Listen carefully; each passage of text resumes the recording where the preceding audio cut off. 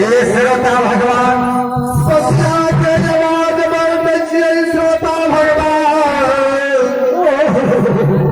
जरूर हमार माँ बाप देते बाबू भैया सब श्रोता भगवान आगन आगन हटिया लागल थे सुगागन बाजार में आज स्वामीनाथ के लिए खगाली सुगागन बाजार नजर गिरा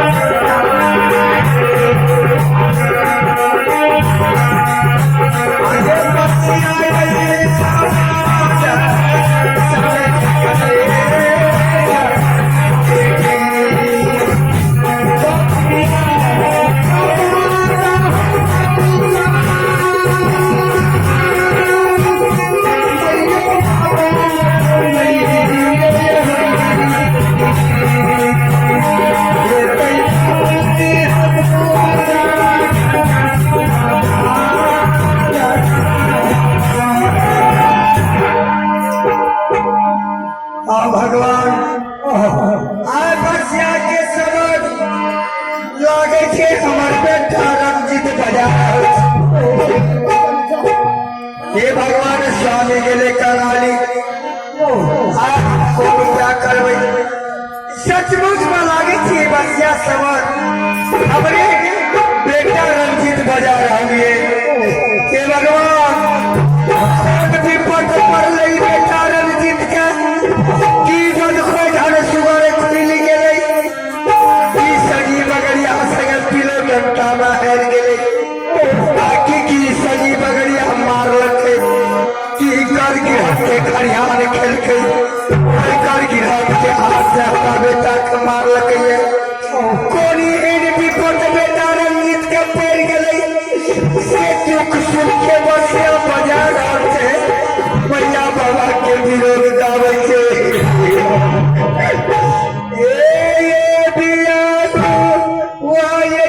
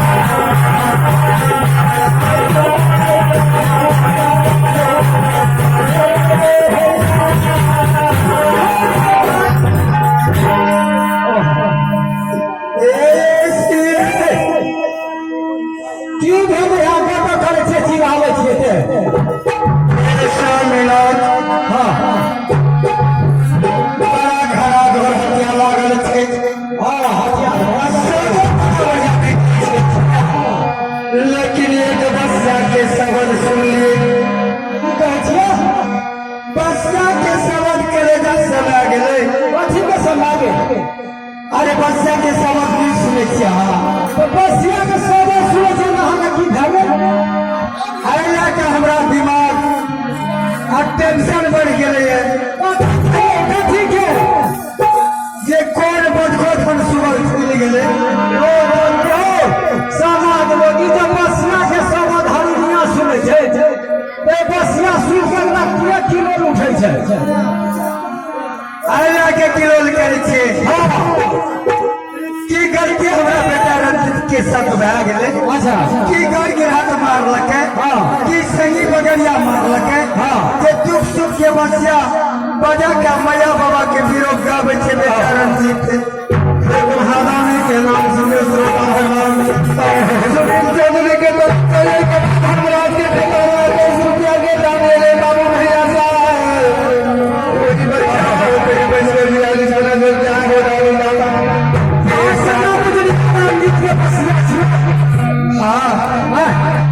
बसिया हम बेटा रंजित बजावे छै अच्छा एक बसिया बजावे छै कृष्ण भगवान अच्छा दोसर बसिया के कारण रंजित हमर बजावे छै